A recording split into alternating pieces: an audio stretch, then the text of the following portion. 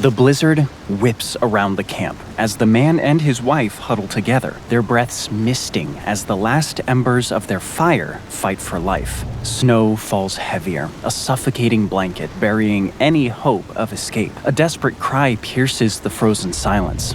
The man closes his eyes. The children are hungry. It's been days since they've eaten. There's nothing left. The last of the oxen are long gone. Even the leather strips they had boiled into a bitter, glue-like broth have all been eaten. The woman's hollow eyes meet her husband's. In that shared gaze, a terrible understanding passes between them. If help doesn't come soon, they'll face a choice no one should ever have to make. The Sierra Nevada was supposed to offer them safe passage, but now it's become a frozen graveyard. But what drew them to this part of America? And if you were in the same situation, how far would you go to survive? Manifest destiny was a belief in the inherent right and obligation of American settlers to expand westward across the North American continent. It was steeped in America's notion of exceptionalism, that it was its destiny to spread democratic ideals to the rest of the world. A brainchild of the third American president, Thomas Jefferson, Manifest Destiny led to the purchase of the territory called Louisiana from the French government for $15 million, effectively doubling the size of the country. America's westward expansion significantly accelerated after the Louisiana Purchase and the annexation of Texas, leading to rapid territorial growth of the country. And it worked. The population of America grew from a measly 5 million to 23 million over a 50-year period from the 1800s to the 1850s, one of the accomplishments of the concept. Naturally, people wanted to move west in search of new lands and the natural resources now up for grabs, and that was made possible in 1841 with the Preemption Act, a policy made by the government to encourage and provide settlers with the right to claim 160 acres of land for as little as $1.25 per acre. The West was liquid gold in terms of the fertile soil and mild weather, and inspired a gold rush of its own, except land was the treasure. And what better place than California for the beginning of a new life? This had been exactly what the Donner Party had been searching for as they set off on their treacherous journey, chasing dreams of prosperity. The party was made up of enthusiastic people, including George Donner, a farmer from Illinois, an easygoing and well-liked man, and James F. Reed, a wealthy businessman who organized the ill-fated convoy. On April 15, 1846, the families of James Reed and George and Jacob Donner departed from Springfield, Illinois, to start a new life in California. About 100 miles from Independence, Missouri, the group of 31 joined a large wagon train. Independence was a logical place to start their expedition, as it marked the beginning of the Oregon, California, and Santa Fe trails. The busy town was a haven for travelers, providing a last opportunity to buy wagons, oxen, food, and stock up on all kinds of supplies. By that time, more families had joined the expedition, families like the Breens, the Murphys, and the Eddies, making the total number 87, including men, women, and children. In May of 1846, the party set off on their journey west. The group traveled by land in 23 wagons, pulled by oxen and mules, carrying supplies for the months-long uphill journey ahead. George Donner traveled light with his 5 children and his wife, Tamsin. On the other hand, James Reed had bigger plans for the journey, and his supplies reflected that. He traveled with his wife, Margaret, his mother-in-law, and their 4 children. His custom-built palace wagon was so-called due to the large storage space it had. Reed took full advantage of this, using it to store supplies, bunks, and a stove. Unfortunately, that made the wagon too heavy to move smoothly, which slowed down the whole group. The party embarked on the daunting California Trail, a path stretching over 2,000 miles. This winding route led them through the vast plains, scorching deserts, and treacherous mountains of Nebraska, Wyoming, Utah, and Nevada. At first, the journey seemed full of promise, a passage to a brighter future. But as the days turned into weeks, the harsh realities of the trail revealed themselves. At first, the landscape was gentle, at least until they crossed the flat plains of Kansas and followed the Platte River through Nebraska. The ground was grassy and open, making it easier for wagons to travel over. The river, wide and shallow, was an important source of water for the immigrants and their animals. However, the danger began to surface early on. The wagons frequently broke down due to their heavy loads, and they required constant repairs. Arguments and disputes broke out on whether to rest or move forward, hinting at the haunting hazard waiting ahead. The fear of illness and diseases added to the stress of the journey. By late July of 1846, the group had traveled nearly 650 miles, reaching Fort Laramie in present-day Wyoming, a major trading post.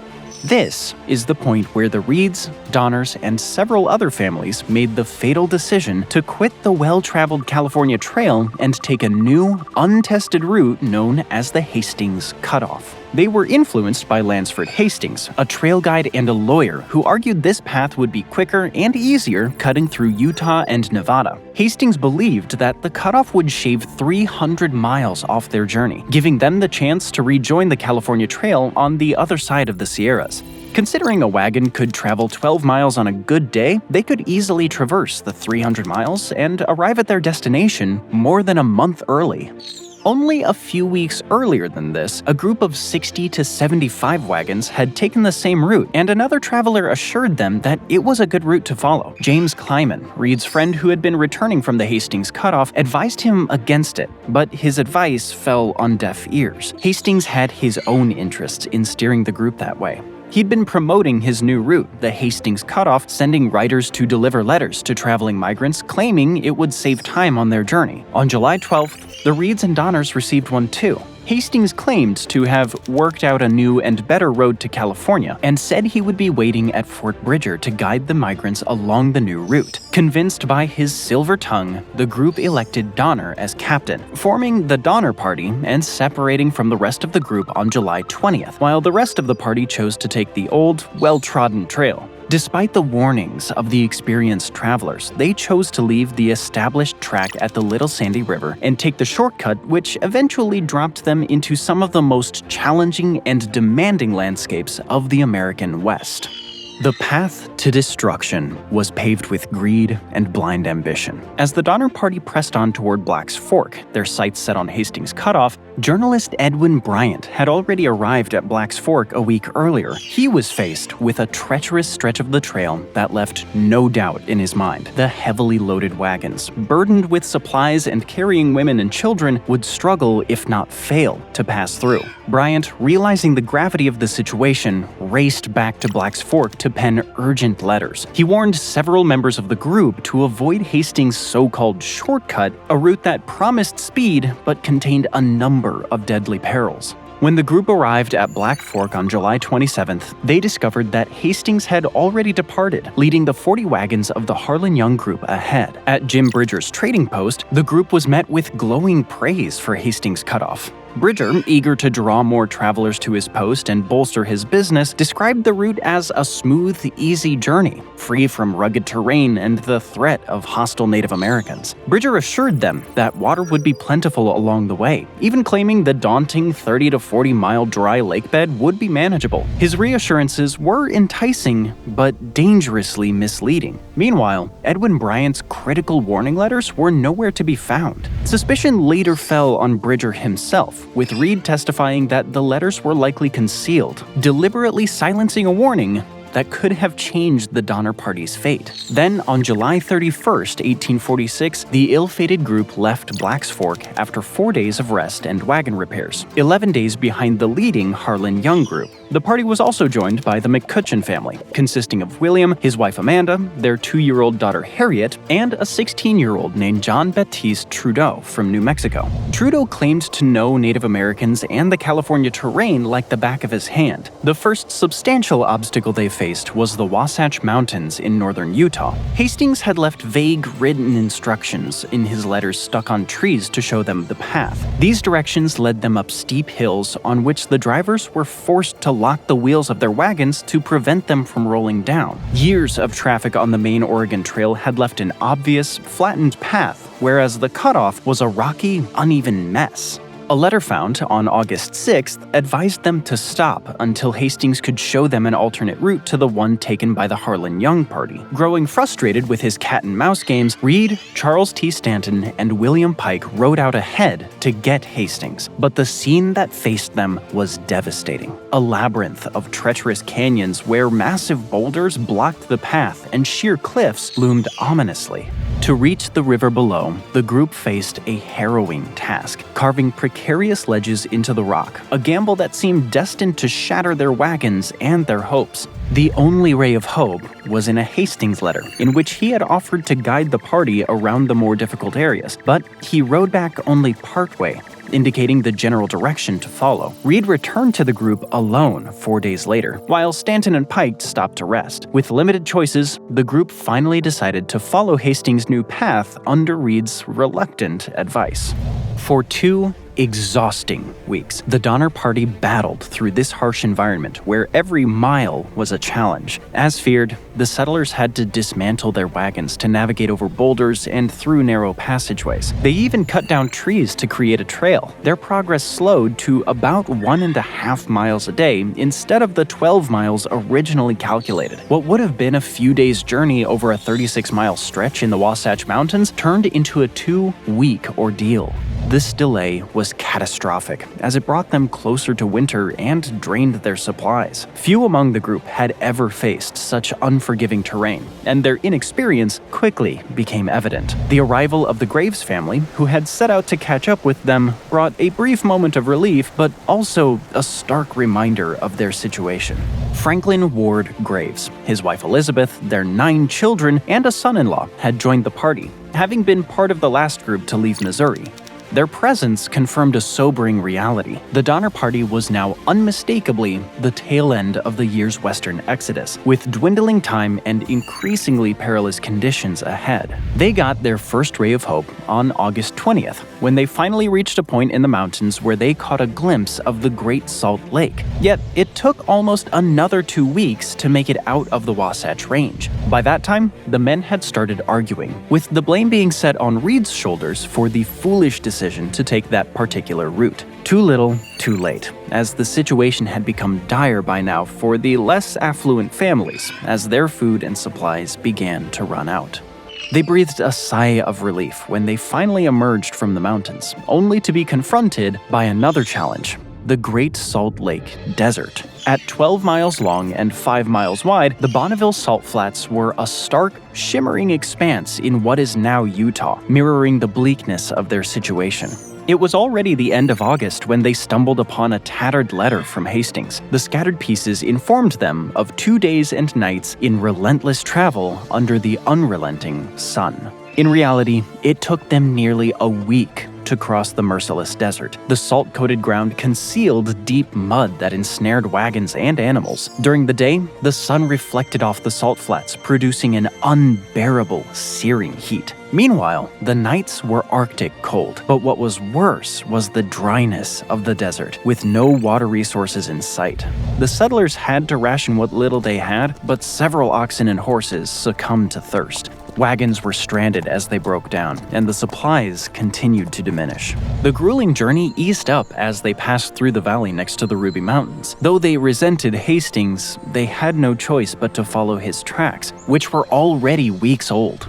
On September 26th, 2 months after embarking on the cutoff, the party finally came across the traditional trail running along a stream that became known as the Humboldt River. By that time, the shortcut had delayed them by around a month, but the journey through Nevada's Humboldt River Basin brought even more challenges. The shallow, winding river offered little assistance, and the sandy, brush-covered terrain made it difficult for their exhausted animals to pull the wagons. There was the added complication of the Paiute Native Americans that killed off some oxen and made off with others. By the time the party reached the other side, near what is now Pilot Peak, they were utterly fatigued and demoralized. The Donner Party rejoined the main California Trail near present-day Elko, Nevada, but the damage was already done. They were now a month behind schedule. Their supplies were almost depleted, and anxieties within the group were escalating. Arguments became more frequent, with one altercation having tragic consequences. James F. Reed clashed with John Snyder over a trapped wagon. The argument escalated rapidly. Snyder struck Reed with the handle of his whip, and in the chaos that followed, Reed fatally stabbed him.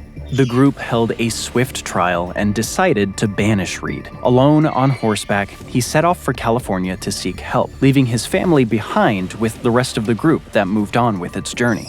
Reed's crime, though shocking, was only indicative of the desperation and despair setting in. It had become a game for survival of the fittest, and the group slowly turned against each other, each man for himself. Grass was becoming scarce, and their animals were steadily weakening. In an effort to relieve the animals' load, everyone was expected to walk. One traveler, Keseberg, ejected Hardcoop, a 70-year-old man, from his wagon, telling him that he had to walk or die. He tried his best, but the last time he was seen alive a few days later was as he sat next to a stream, his feet so swollen they had split open. William Eddy pleaded with everyone to look for him, but they all refused, swearing they would waste no more resources on an old man. Humanity had died with Hardcoop's demise. A flicker of hope arrived when Stanton, who had left a month earlier to seek help in California, reappeared with reinforcements. He brought much-needed supplies, mules laden with food from Sutter's Fort, and introduced 2 Native American guides, known by their Catholic names, Louis and Salvador. Alongside the provisions, Stanton carried a vital piece of news. James Reed had successfully reached Sutter's Fort. For a moment, the weary travelers dared to hope, even as the path ahead grew ever more uncertain. They pushed on over mountains that were described as much worse than the Wasatch Range. During this time, they lost one more family man to an accidental rifle shot, while another received a surface wound. They reached the base of the Sierra Nevada, the imposing structure the only obstacle between them and California. It was already late October, and winter had arrived. They followed the Truckee River, expecting to reach the pass that would take them into California's Central Valley. Regardless, snow had already started to fall on the peaks, a warning of the challenges ahead. The party set up camp near Truckee Lake, now known as Donner Lake, situated about 6,000 feet above sea level. They planned to rest briefly before making their final ascent over the mountains. Snow wasn't expected till the middle of November, but this year, it came early. In the first weeks of November, a severe winter storm struck, leaving several feet of snow overnight, and the pass, now referred to as Donner Pass, became impassable. Wagons were covered under heavy snow, and the settlers' oxen either got stuck or froze to death. Struggles to move forward were hopeless, and the settlers soon realized they were trapped. Trapped with no means of escape, the Donner Party prepared to endure the unforgiving winter. Their supplies, already stretched thin from weeks of rationing during the grueling trek through Utah and Nevada, had dwindled to almost nothing. Desperation forced them to build makeshift shelters from wagons and felled logs, but these crude structures offered little protection against the relentless cold. As the snow piled higher and temperatures plunged, starvation began to take hold, its grip tightening with each passing day. The snow persisted to fall relentlessly. Historical records demonstrate that the winter of 1846 to 1847 was among the harshest ever recorded, with snowdrifts soaring to 20 feet. The mighty peaks and thick forests of the Sierra Nevada trapped the group, making the search for food unthinkable. At first, the settlers carefully rationed their dwindling food supplies, hoping to stretch them through the harsh winter. But as the days wore on, desperation set in. They turned to slaughtering the oxen and horses that had accompanied them on their journey, consuming the meat in a grim effort to survive. Yet, even these resources quickly ran out. Scouring the snow-laden forest, they hunted for any sign of life. Mice, squirrels, or really anything edible. Their searches yielded nothing but bitter disappointment. With no other options left, they resorted to boiling the hides of their oxen, reducing the tough leather into a foul, glue-like jelly that barely sustained them. They softened and ate strips of leather from belts, shoes, and even the covers of their wagons. Families scraped bark from the trees to chew on, and some even tried eating pine cones. Despite their efforts, starvation took hold, and with it came inhumanity. People became weak, unable to walk or even sit up, including the children who cried from great hunger, leaving their parents feeling helpless. Survival had become difficult, to the extent that some of the settlers made the difficult decision to move to the other side of the mountains to look for help in California. The 15-person group set out on December 16, 1846, from the camp to cross the mountains. This group, which would be later known as the Forlorn Hope, consisted of William Eddy, one of the strongest men, and Mary Graves, who was only 20 years old at the time. They took the last of their food and fashioned snowshoes from ox hides to navigate the deep snow. The snowshoes offered some relief, but the struggle was far from over. The malnourished members, unaccustomed to enduring 12 feet of snow and frigid conditions, found their strength waning rapidly.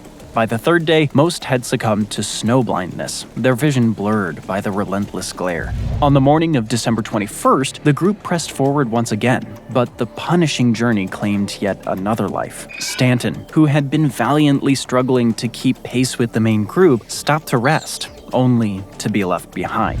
He was never seen alive again. A year later, his remains were discovered at the very spot where exhaustion had overtaken him, a haunting reminder of the cost of survival. As starvation set in, confusion and delirium gripped the group, clouding their judgment and unraveling their resolve. After 2 more agonizing days without food, Patrick Dolan made a grim suggestion. One of them should sacrifice themselves to feed the rest. The grim proposal sparked desperate debate. Ideas ranged from duels to lotteries, each suggestion darker than the last. Others argued they should simply keep moving until someone collapsed from exhaustion, a horrifying yet merciful alternative.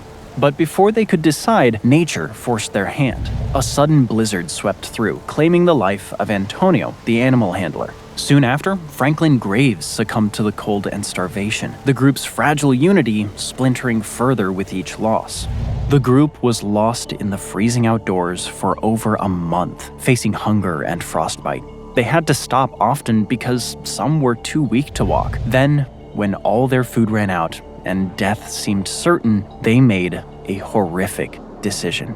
They had to eat the bodies of those who had died. As though driven mad by the relentless icy drifts, Dolan began to rant deliriously, stripped off his clothes, and ran into the woods. He returned shortly afterwards and died a few hours later. His death brought life to some of his companions, as some of the group began to eat flesh from Dolan's body.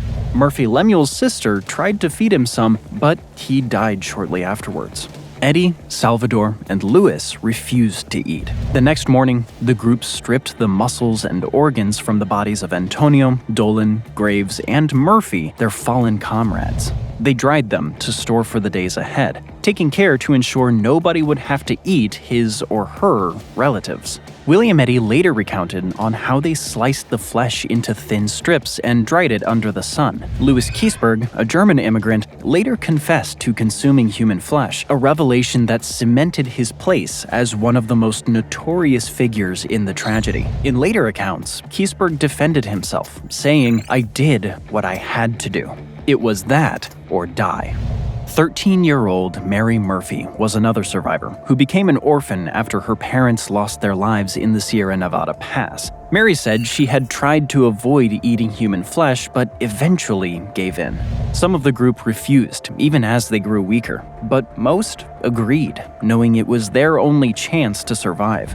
Though their approach could be considered ruthless, it helped them survive. The Forlorn Hope finally reached a ranch close to the Sacramento Valley on January 17, 1847, from which only 7 of the 15 had made it out alive. The Forlorn Hope brought news of the Donner Party to settlers in California. Shocked and horrified, they organized a rescue party immediately. This group, led by James Reed, who had been banished earlier, left California in February of 1847. The first rescue team reached the camps on February 18, 1847. They were greeted with the shocking sight of pale, weak, and barely alive settlers. Some had frozen to death, while others were suffering from starvation. The rescuers called the shelters filthy, and the camp was surrounded by the stench of death. The settlers told the rescuers that they had eaten every animal, including their dogs, and boiled their leather goods to eat. Some of the survivors confessed to cannibalism, while others, including George Donner's wife, Tamsin, reportedly said she could not bear to eat human flesh, even though she was dying. The first rescue party to reach the stranded travelers brought a glimmer of hope, but it was fleeting. Their supplies were scarce, and the treacherous snow made the journey back nearly impossible.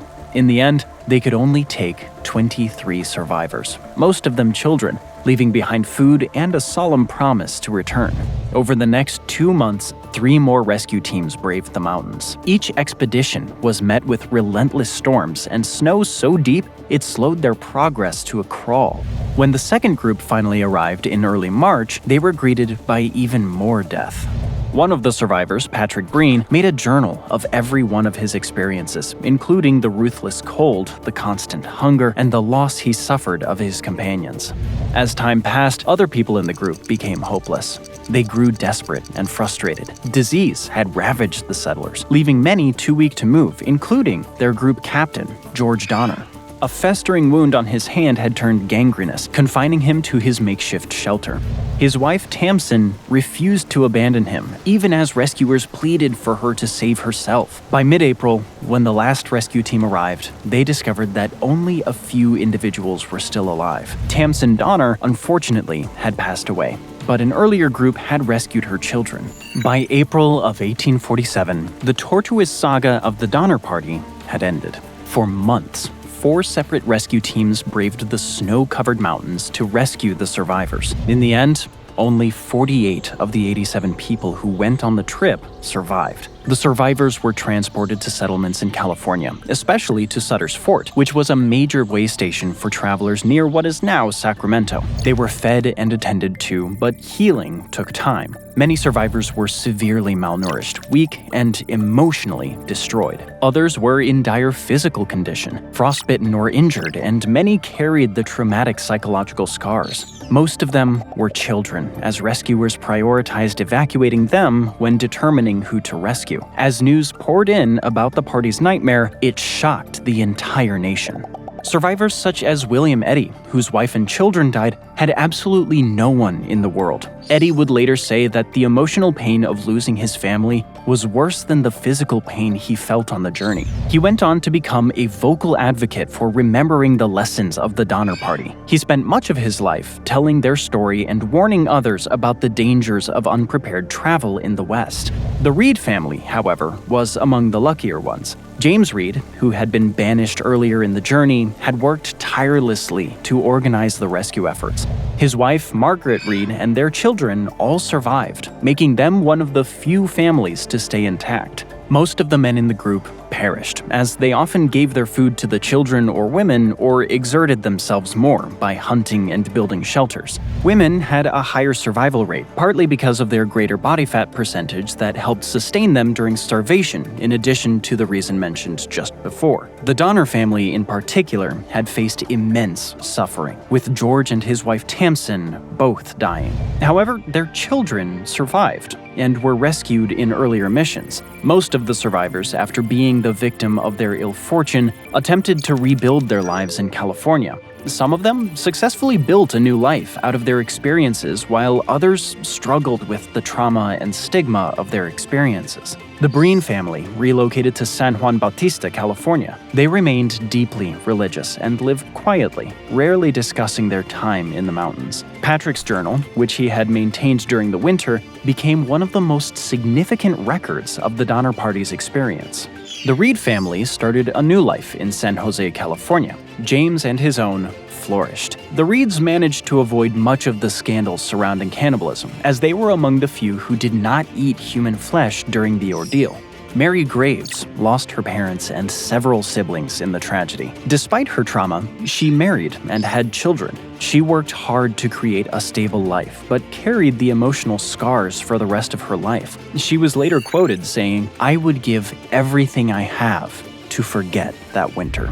Louis Keseberg emerged as one of the most controversial survivors of the Donner Party. While he openly confessed to cannibalism, he faced far graver accusations, claims that he had murdered Tamsin Donner to consume her flesh. Though Keseberg vehemently denied these allegations, the damage was done. Shunned by society, Keseberg struggled to rebuild his life under the weight of public scorn and whispers that never truly faded.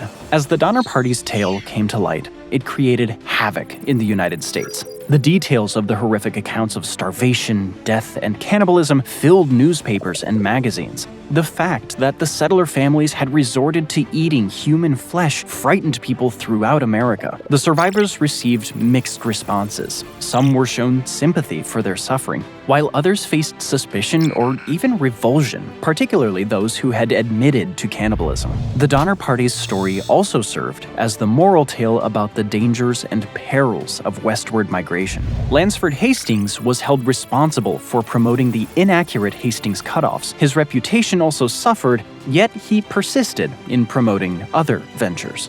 Eventually, the Donner Party incident became a part of American history and folklore. Truckee Lake, later renamed Donner Lake, bears a large monument to the members of the party and their struggle and fight for survival. Historians and researchers have continued to investigate the Donner Party over the years, trying to understand the series of mistakes that sealed their tragic fate. A major lesson of their story is again the essential need for planning. The party had brought supplies that were insufficient, and they made bad choices, such as choosing the Hastings cutoff. Many survivors displayed incredible strength and a desire to live, even in the face of terrible conditions. While a real tragedy, it is also a tale of the resilience of the human spirit. Survivors like Mary Graves, William Eddy, and Margaret Reed rebuilt themselves and their lives after returning to their homes and after a traumatic, tragic loss. They survived what might be among the harshest conditions imaginable, the worst temperatures, starvation, isolation, and whatnot. But against all odds, almost half of them lived. Their story today stands as a memorable reminder of the sacrifices and fights endured by those pursuing a new life in the American West. Their names live on, not only as victims of a tragedy, but as abiding reminders of the resilience and resolve that helped shape a nation. The story of the Donner Party is one of survival, sacrifice, and moral dilemmas. Thanks for joining me today. I hope you enjoyed the video, and if you want to see more videos like this, then please consider subscribing and turn on notifications. It really does make a difference. Thanks again, and I'll see you next time on MatPack.